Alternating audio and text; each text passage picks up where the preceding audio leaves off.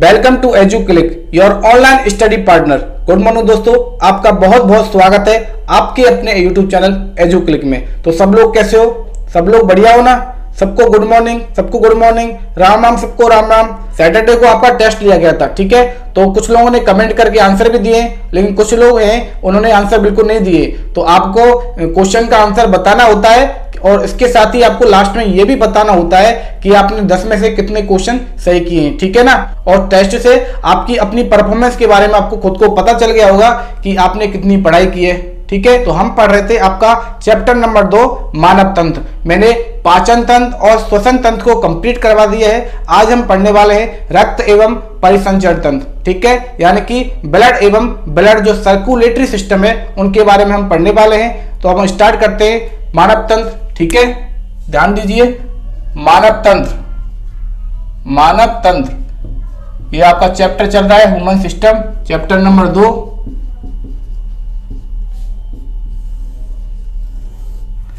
तो आज हम पढ़ने वाले हैं रक्त एवं परिसंचरण तंत्र। परिसंचरण तंत्र। तो रक्त एवं परिसंचरण तंत्र को इंग्लिश में बोलते हैं, रक्त को बोलते हैं ब्लड और परिसंचरण तंत्र को बोलते हैं हम सर्कुलेटरी सिस्टम। सर्कुलेटरी सिस्टम, ठीक है? तो इसमें हम सबसे पहले पढ़ेंगे ब्लड के बारे में और इसके बाद हम पढ़ेंगे सर्कुलेटरी सिस्टम के बारे में कि सर्कुलेटरी सिस्टम में क्या है। ब्लड और ब्लड के अलावा ऐसे कौन कौन से अंग होते हैं जो सर्कुलेशन का काम करते हैं, यानी कि रक्त परिसंचरण का कार्य करते हैं। ओके, तो उनके बारे में हम आगे पढ़ेंगे। सबसे पहले हम पढ़ते हैं ब्लड के बारे में, यानी कि रक्त। रक्त को इंग्लिश में कहते हैं ब्लड, ठीक है? तो हम सबसे पहले देखते हैं कि रक्त यानी कि ब्लड है वो होता क्या है। तो यह एक तरल संयोजी ऊतक होता है। तरल संयोजी ऊतक है। तरल संयोजी ऊतक को बोलते हैं लिक्विड कनेक्टिव टिश्यू।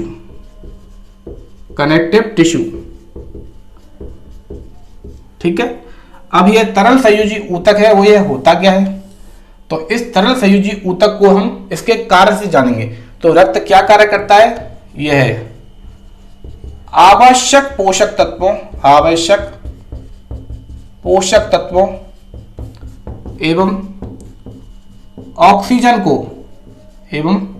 ऑक्सीजन को कहां पहुंचाता है? कोशिकाओं तक पहुंचाता है। जो शरीर की कोशिकाएं होती हैं उन कोशिकाओं तक पहुंचाता है।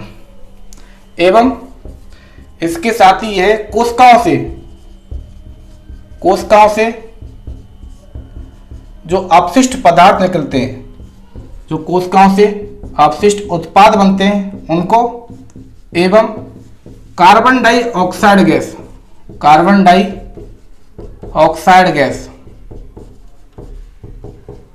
जिसको कहा जाता है CO2 का क्या करता है? परिवहन करता है।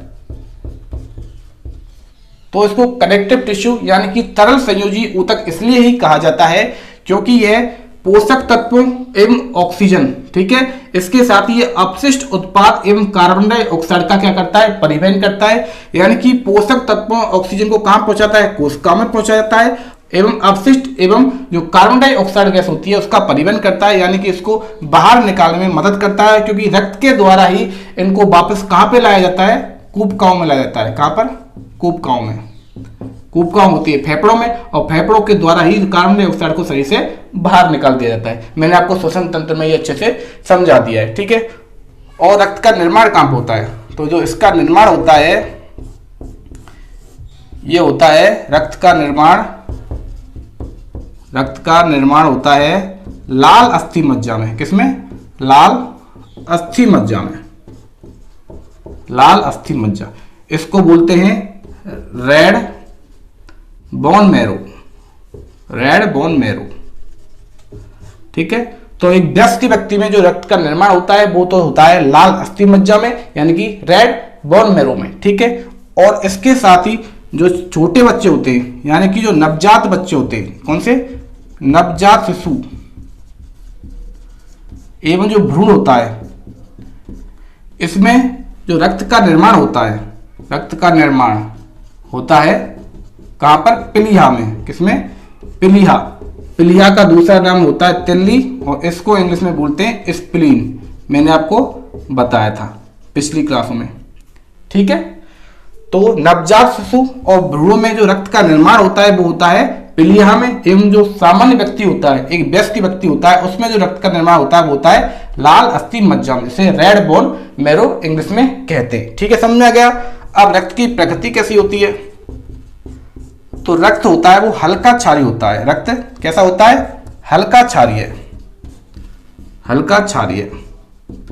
अब हल्का क्षारीय से क्या मतलब होता है, इसका पता कैसे चलेगा? तो रक्त का जो पीएच मान होता है, क्या? पीएच मान। मैंने आपको बताया था पीएच मान क्या होता है। यदि किसी का पीएच मान 7 होता है, किसी पदार्थ का पीएच मान 7 है, तो वो कैसा होता है? उदासीन होता है। उदासीन। 7 से ज्यादा जाने पर होता है वो क्षारीय और 7 से कम होने पर वो बनता है अम्लीय। आगे समझ? तो रक्त का पीएच मान है, उसका पता लगाया जाएगा कि रक्त की प्रकृति होती है हल्की क्षारीय, यानी कि पीएच का मान होता है वो 7 से ज्यादा होने पर क्षारीय होता है, और हल्का क्षारीय का मतलब हो गया जो रक्त का पीएच मान है वो 7 के पास होना चाहिए। तो रक्त का जो पीएच मान होता है वो होता है 7.4। कितना? 7.4। आ गया समझ? तो ये मैं मिटा देता हूं यहां से, ये मैंने समझाने के लिए लिखा था आपको। हमको रक्त की प्रकृति का पता चल गया, रक्त के कार्य का पता चल गया, रक्त के निर्माण का पता चल गया, अब इसके साथ इसके पीएच मान का भी पता चल गया। अब हम देखते हैं कि रक्त है वो एक सामान्य व्यक्ति में, किसमें? एक सामान्य व्यक्ति में कितना पाया जाता है? सामान्य व्यक्ति में, सामान्य व्यक्ति में जो रक्त की जो मात्रा पाई जाती है वो पाई जाती है 5 से 6 लीटर। ओके, तो एक सामान्य व्यक्ति में जो रक्त होता है वो 5 से 6 लीटर की मात्रा में पाया जाता है। अब रक्त के भाग देखते हैं कि रक्त को कितने भागों में बांटा गया है।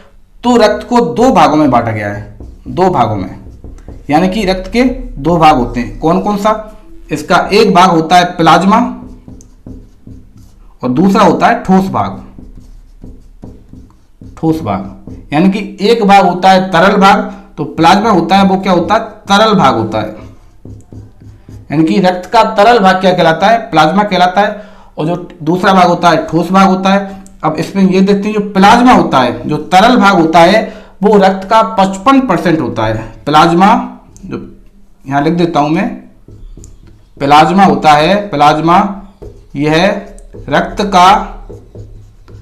का कितना परसेंट होता है? 55% भाग होता है। प्लाज्मा रक्त का 55% भाग होता है। और इसके साथ ही जो 55% भाग में क्या पाया जाता है? तो 55% भाग में 92% यानी कि 92% तो जल ही पाया जाता है। रक्त का 55% भाग होता है प्लाज्मा, और प्लाज्मा का 92% यानी कि 92% होता है वो पाया जाता है जल। ओके, ये पाया जाता है जल। और कितना बचा? अब बचा 8% भाग। तो जो लगभग 8% भाग होता है उसमें कार्बनिक, कौन से पदार्थ पाए जाते हैं? कार्बनिक एवं अकार्बनिक पदार्थ पाए जाते हैं। अकार्बनिक, ठीक है, इसमें कार्बनिक एवं अकार्बनिक पदार्थ पाए जाते हैं। और इन अकार्बनिक और कार्बनिक पदार्थों में क्या पाया जाता है? इसमें प्रोटीन, लवण और गैस पाई जाती है। ओके, आगे समझ। तो रक्त का 55% भाग तो प्लाज्मा होता है, और प्लाज्मा का 92% भाग जल होता है, और बाकी का जो 8% भाग होता है जिसमें कार्बनिक एवं अकार्बनिक पदार्थ पाए जाते हैं। तो कार्बनिक और अकार्बनिक पदार्थों में प्रोटीन, लवण और उसके साथ गैसेज पाई जाती है। ओके, आ गया समझ। तो ये हो गया रक्त का भाग, हो गया प्लाज्मा। अब दूसरा रक्त का दूसरा भाग होता है ठोस भाग होता है। यह कोशिकाओं से मिलकर बना होता है। किससे? यह आपको नीचे दिख रहा है क्या? दिख रहा होगा शायद। यह कोशिकाओं से मिलकर बना होता है, मिलकर बना होता है। अब कौन सा भाग कोशिकाओं से मिलकर बना होता है? तो रक्त का जो ठोस भाग होता है वो कोशिकाओं से मिलकर बना होता है। और ये कितनी प्रकार की कोशिकाओं से मिलकर बना होता है? तो मैं यहां पे लिख देता हूं। तो ठोस भाग होता है, दिख रहा है क्या? ठोस भाग होता है वो 3 प्रकार की कोशिकाओं से मिलकर बनाता है। 3 प्रकार की कोशिकाएं। अब तीन कौन कौन सी कोशिकाएं होती हैं? पहली तो होती है लाल रुधिर कोशिका, लाल रुधिर कोशिका,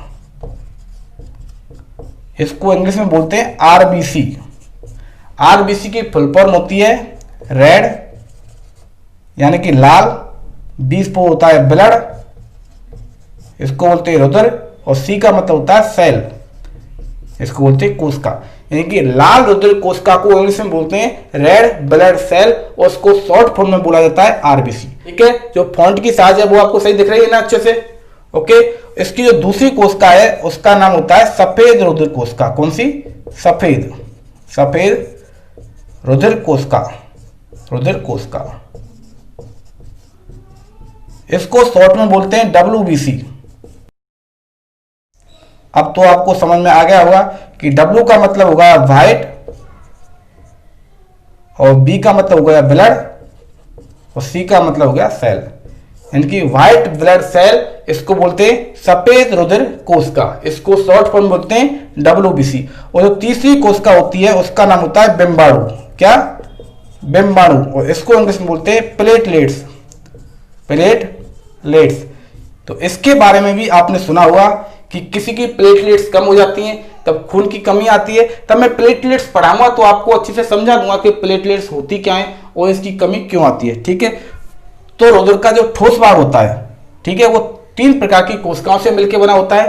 पहला होता है लाल रुधिर कोशिका, जिसको बोलते हैं आरबीसी यानी कि रेड ब्लड सेल। दूसरा भाग होता है सफेद रुधिर कोशिका, जिसको बोलते हैं डब्ल्यूबीसी यानी कि व्हाइट ब्लड सेल। और तीसरा भाग होता है वो होता है बिम्बाणु, जिसको बोलते हैं प्लेटलेट्स। ठीक है, तो ये हो गया रक्त का इंट्रोडक्शन। रक्त के बारे में मैंने बता दिया कि रक्त होता क्या है, इसका कार्य क्या है, इसकी प्रकृति कैसी है, उसका निर्माण कहां पे होता है, और इसके भाग भी बता दिए। अब हम पढ़ने वाले हैं इन तीनों कोशिकाओं के बारे में कि ये लाल रुधिर कोशिका है, सफेद रुधिर कोशिका और बिम्बाणु यानी कि आरबीसी, डब्ल्यूबीसी और बिम्बाणु यानी कि प्लेटलेट्स। इन तीनों के बारे में एक एक करके हम पढ़ने वाले हैं। ये होती क्या है, इनकी संख्या कितनी होती है, इनका निर्माण कहां पे होता है और इनका जीवन काल कितना होता है। ओके, आ गया समझ? ठीक है ना? अब मैं मिटा देता हूं और इसके बाद हम पढ़ने वाले हैं कोशिकाओं के प्रकार। तो पहली रक्त कोशिका है, इसका नाम है लाल रुधिर कोशिका, लाल रुधिर कोशिका, इसको बोलते हैं आरबीसी। और आरबीसी की जो फुल फॉर्म होती है वो होती है रेड ब्लड सेल। ठीक है, इसको सेल को एक नाम होता है कॉर्पस्कल्स यानी कि कड़काएं। आप 10वीं के बाद जब आगे जाओगे तो आपको यहाँ पे रेड ब्लड कॉर्पस्कल्स मिलेगा। समझ में आ गया? ठीक है, तो आरबीसी होती क्या है यानी कि लाल रुधिर कोशिका होती है, वो होती क्या है? तो यह रक्त में सर्वाधिक पाई जाने वाली कोशिका होती है, सर्वाधिक पाई जाने वाली कोशिकाएं होती हैं यानी कि सेल्स होती हैं। ठीक है, तो ये रक्त के 99% भाग, ये रक्त के 99%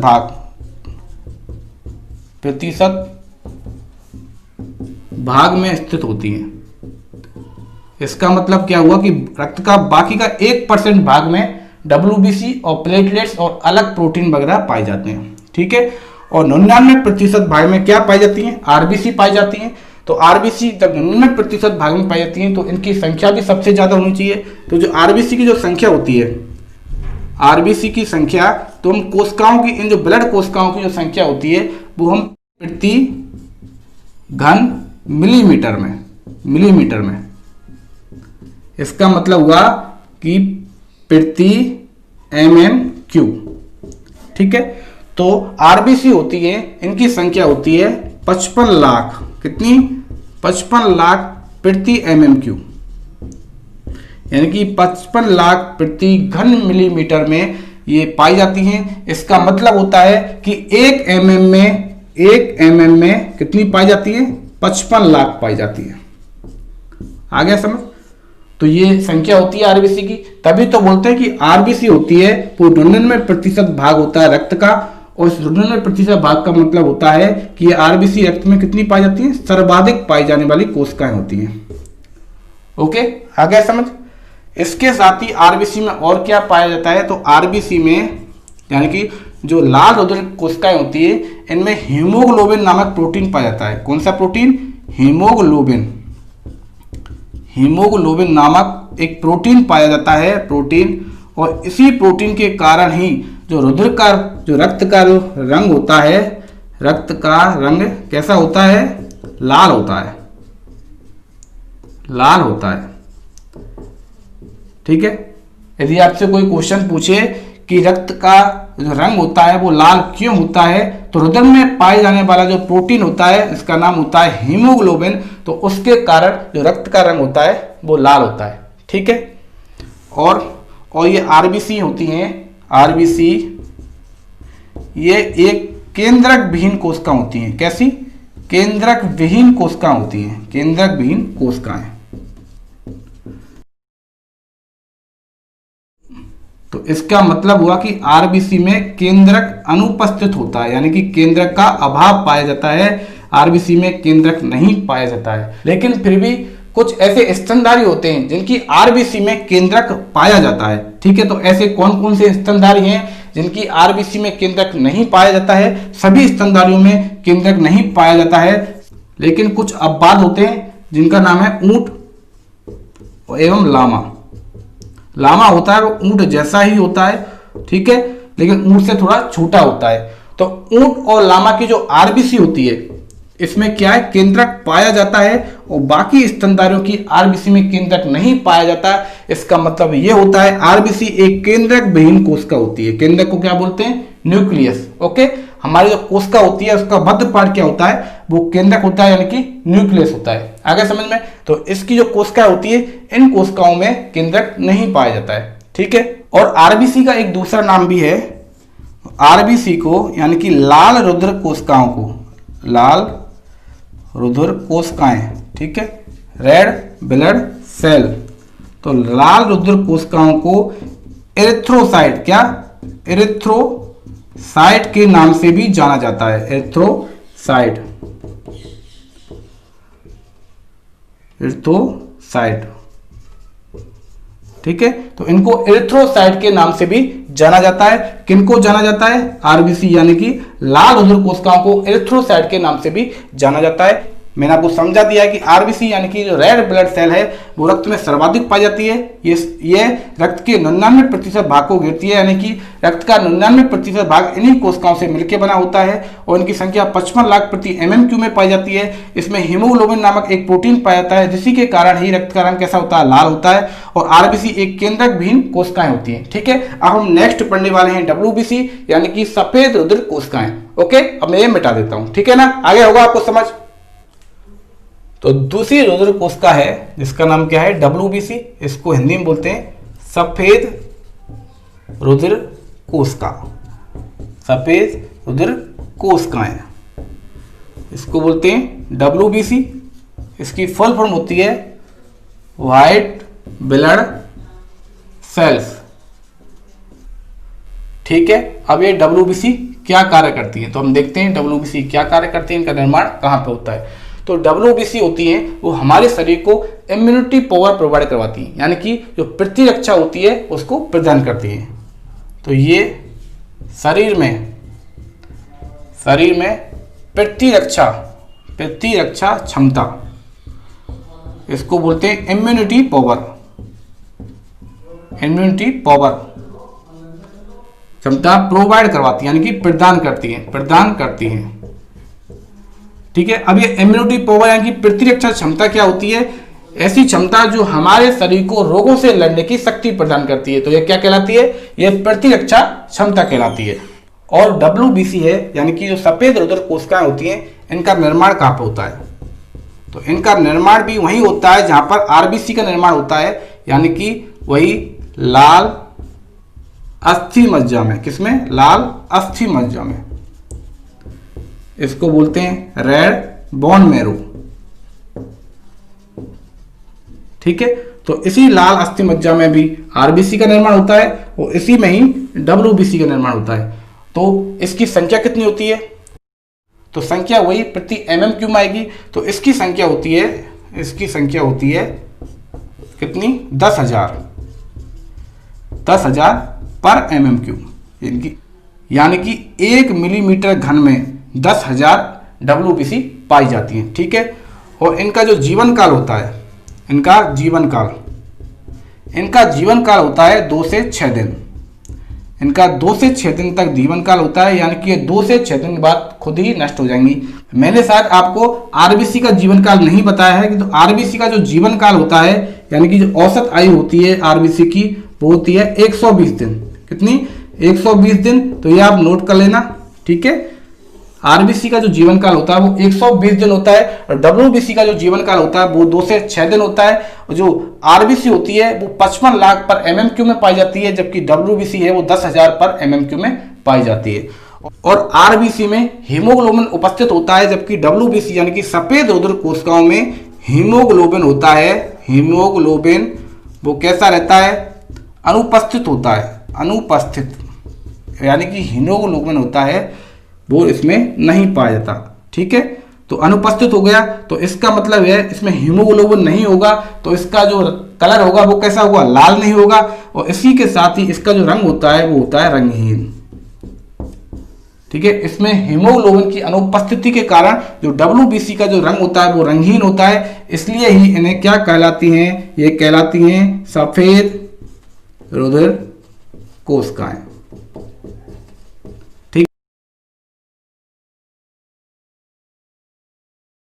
यानी कि डब्ल्यूबीसी और आरबीसी की कंपेयर के साथ मैं आपको समझा रहा हूं। ठीक है, और मैंने बताया था कि आरबीसी को एरिथ्रोसाइट कहा जाता है, तो डब्ल्यूबीसी को कहा जाता है ल्यूकोसाइट। क्या कहा जाता है? ल्यूकोसाइट कहा जाता है, ये इसका दूसरा नाम होता है।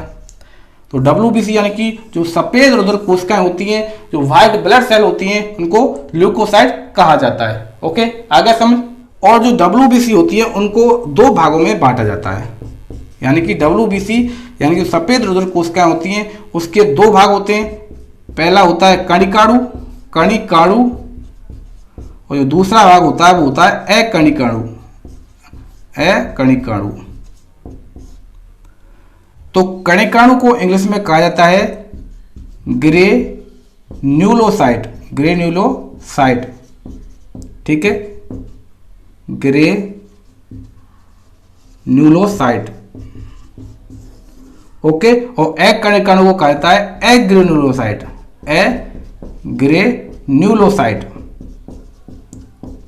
ओके, तो डब्ल्यूबीसी को 2 भागों में बांटा जाता है, एक तो होता है कणिकाणु ग्रेन्युलोसाइट, और दूसरा होता है अकणिकाणु यानी कि एग्रेन्युलोसाइट। ओके, अब कणिकाणु और अकणिकाणु को हम उदाहरण देखेंगे कि कणिकाणु में क्या क्या पाए जाते हैं और अकणिकाणु में क्या पाए जाते हैं। ठीक है, अभी मैं मिटा देता हूं और आपको उन 2 भागों के बारे में अच्छे से बताता हूं। ठीक है ना।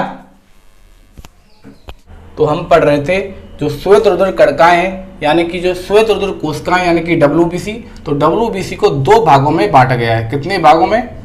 2 भागों में बांटा गया है। कौन कौन से भाग हैं? पहला भाग कहलाता है कणिकाएं, यानी कि कणिकाणु। ठीक है, कणिकाणु, इसको बोलते हैं ग्रेन्युलोसाइट। और जो दूसरा भाग है उसको बोलते हैं अकणिकाणु, उसको बोलते हैं एग्रेन्युलोसाइट। ओके, तो जो डब्ल्यूबीसी है इसको 2 भागों में बांटा गया है, कणिकाणु और अकणिकाणु, यानी कि ग्रेन्युलोसाइट और एग्रेन्युलोसाइट। ठीक है, अब कणिकाणु के जो उदाहरण हैं, कौन कौन से उदाहरण दे रखे हैं, यानी कि कणिकाणु में कौन कौन सी कणिकाएं पाई जाती हैं। ठीक है, और कणिकाएं को बोलते हैं कॉर्पस्कल्स। ठीक है, तो इसमें पाई जाती हैं न्यूट्रोफिल,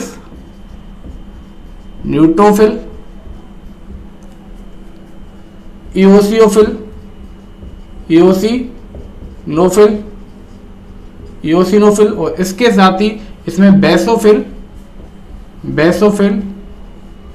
नामक कणिकाएं भी पाई जाती हैं, बेसोफिल कणिकाएं।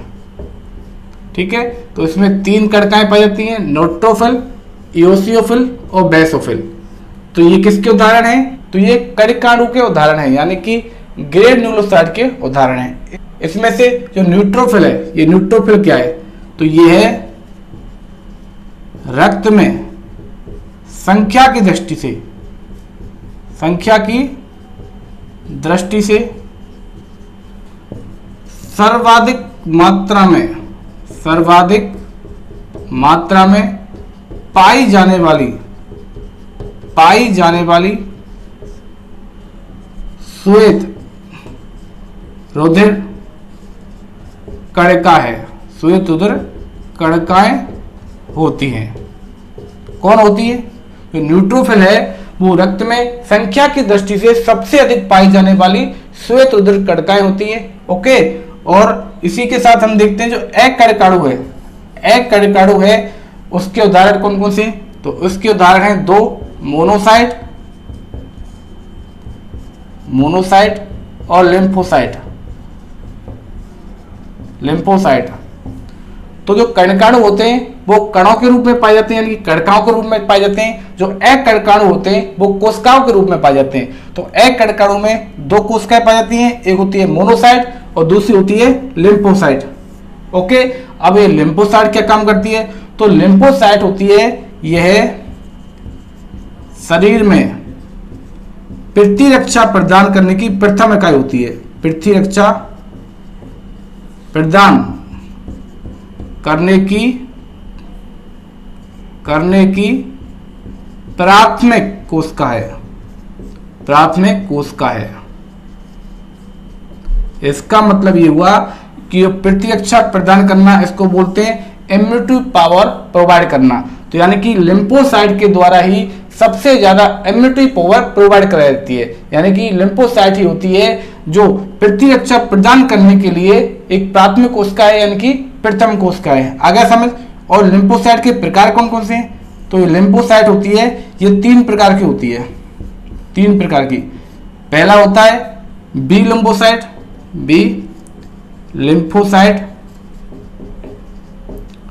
दूसरा है टी लिम्फोसाइट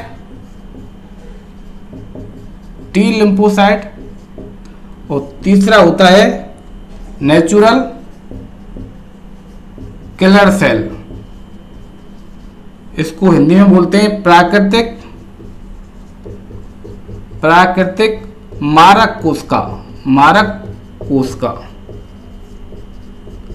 तो लिम्फोसाइट को 3 भागों में विभाजित किया जाता है। पहली होती है बी लिम्फोसाइट, दूसरी होती है टी लिम्फोसाइट और इसके साथ तीसरी होती है वो होती है प्राकृतिक मारक कोशिका। ठीक है, तो ये 3 भागों में विभाजित किया जाता है, बी लिम्फोसाइट, टी लिम्फोसाइट और नेचुरल किलर सेल। अब देखते हैं मोनोसाइट के बारे में कि मोनोसाइट क्या है। तो मोनोसाइट है, यह परिपक्व अवस्था में आने पर किस में बदल जाता है? यह बदल जाता है मैक्रोफेज में।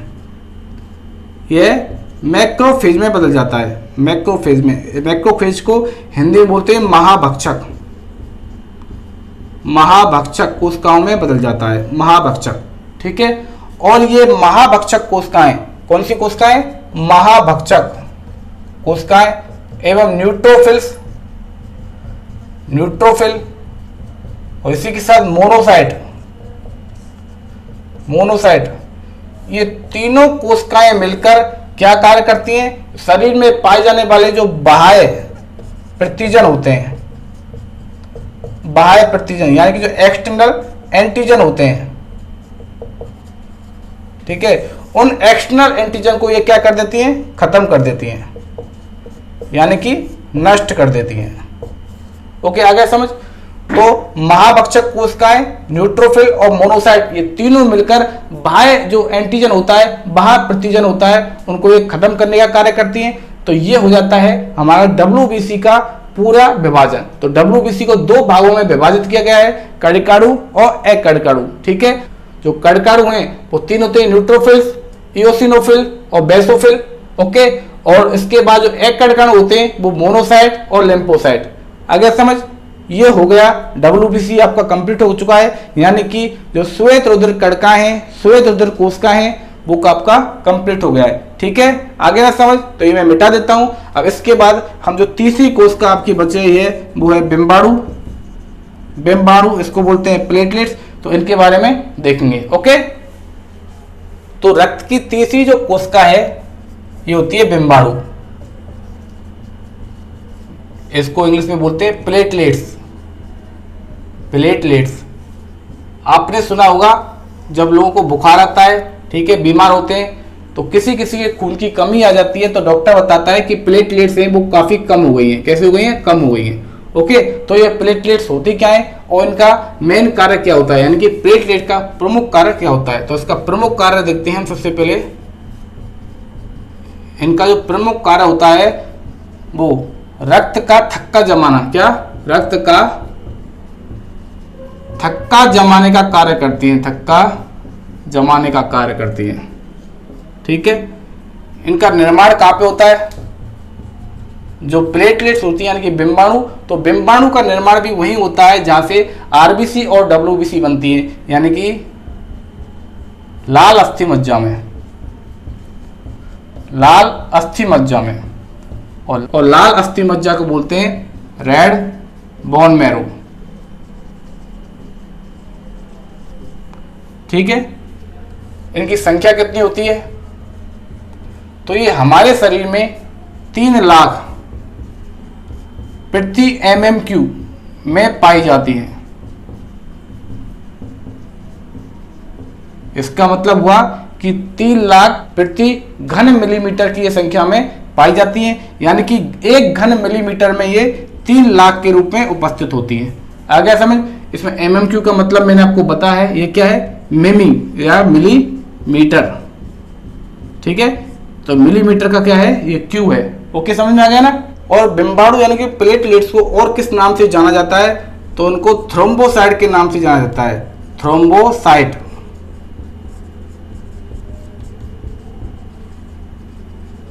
थ्रोम्बोसाइट के नाम से जाना जाता है। इसी के साथ ये भी केंद्रक विहीन कोशिकाएं होती हैं। कैसी? केंद्रक विहीन, केंद्रक विहीन कोशिकाएं होती हैं, कोशिकाएं होती हैं। एवं प्लेटलेट्स का जो जीवन काल होता है, जीवन काल यानी कि इनकी औसत आयु होती है वो होती है 10 दिन, ठीक है। तो 10 दिन के बाद ये प्लेटलेट्स होती हैं, ये खुद ही क्या हो जाती हैं? नष्ट हो जाती हैं। ओके, समझ में आ गया। और एक पॉइंट और इसके बारे में देख लो, या फिर किताब में तो नहीं है, लेकिन जब डेंगू होता है, क्या होता है? डेंगू होता है। डेंगू किससे होता है? वायरस से होता है, ठीक है। तो डेंगू होने पर इन जो प्लेटलेट्स की संख्या होती है वो बहुत कम हो जाती है। प्लेटलेट्स की संख्या में क्या आती है? संख्या में कमी आती है। तो प्लेटलेट्स की संख्या होती है वो बहुत ज़्यादा कम हो जाती है। तो ये होता है प्लेटलेट्स यानी कि बिम्बाणु। एक बार मैं आपको थोड़ा रिवाइज करवा देता हूँ कि मैंने आपको क्या पढ़ा दिया है। तो मैंने आपको जो रक्त है, ठीक है, तो रक्त को किस भागों में बांटा जाता है? रक्त को प्लाज्मा, और प्लाज्मा के साथ जो ठोस भाग होता है उसमें क्या आती है? सेल्स आती है, ठीक है। तो हमने आरबीसी यानी कि रेड ब्लड सेल, डब्ल्यूबीसी यानी कि व्हाइट ब्लड सेल, और इसके साथ ही प्लेटलेट्स को पढ़ लिया है, प्लेटलेट्स, ठीक है। तो अब आपका जो नेक्स्ट पॉइंट रहने वाला है वो रहेगा सर्कुलेटरी सिस्टम। सर्कुलेटरी सिस्टम किसका सर्कुलेशन करवाना है? ब्लड का, यानी कि रक्त परिसंचरण तंत्र के बारे में हम आगे पढ़ेंगे, ठीक है। ये समझ में आ गया ना। तो हम आज की क्लास तो हम इतनी रखते हैं, आज की क्लास यहीं खत्म करते हैं। अब आगे की नेक्स्ट क्लास होगी, इसमें आपको मैं रक्त परिसंचरण तंत्र के बारे में बताऊंगा, यानी कि ब्लड सर्कुलेटरी सिस्टम के बारे में पढ़ाऊंगा, ठीक है। तो वीडियो को ज्यादा से ज्यादा लाइक कर दो, और जिन्होंने अभी तक चैनल सब्सक्राइब नहीं किया है, यानी कि जो चैनल पे नए आए हैं, जिन्होंने अभी तक चैनल सब्सक्राइब नहीं किया है, वो चैनल को सब्सक्राइब कर दो, और साथ में बेल आइकन पर क्लिक कर देना ताकि आपको चैनल से रिलेटेड लेटेस्ट अपडेट नोटिफिकेशन भी मिल सके, ठीक है। तो वीडियो को ज्यादा से ज्यादा शेयर कर दो ताकि ये और बच्चों तक पहुंच सके, ठीक है। और मिलते हैं फिर अपनी नेक्स्ट क्लास में। तब तक आप हंसते रहिए, मुस्कुराते रहिए और खुश रहिए, और घर पे रहकर सुरक्षित रहकर आराम से अपनी पढ़ाई जारी रखिए। ओके, मिलते हैं फिर कल की नेक्स्ट क्लास में।